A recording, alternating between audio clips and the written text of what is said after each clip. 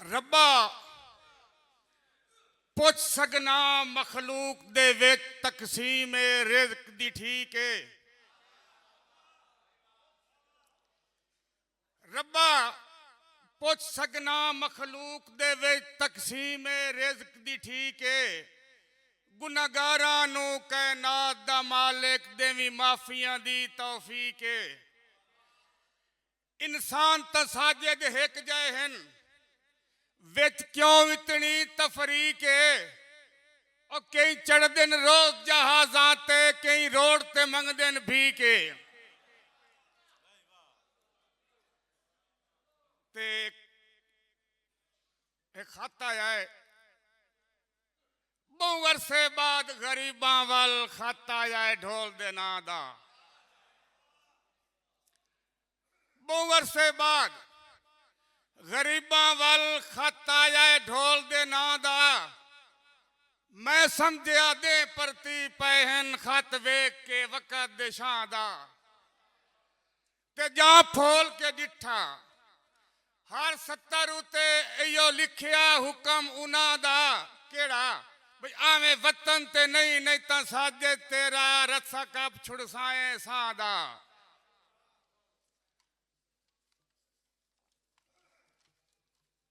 ते जाफिर अंजन जटाना साहब जर तवज्जो नाल बाला दियो नहीं तूल रुसे मैनू। चौधरी महमूद अल हसन साहब बाला दियो नहीं तूल रुसे मैनू।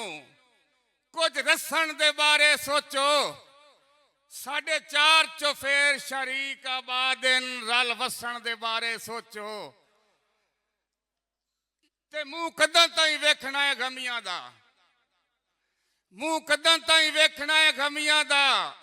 हुण हसन दे बारे सोचो असी दो नहीं साजे दुश्मनां नूं ए दसन दे बारे सोचो।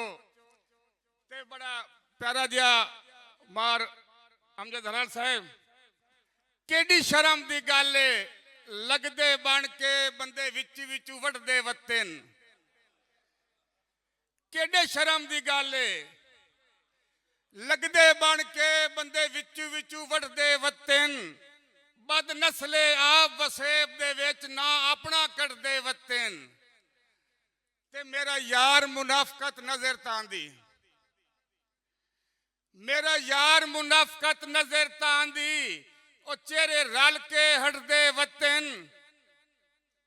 उहे साजिद खून असील होंदे जेड़े संगत नूं गढ़दे वतन। ताड़ी मार छोड़ो यार कोई गल नहीं।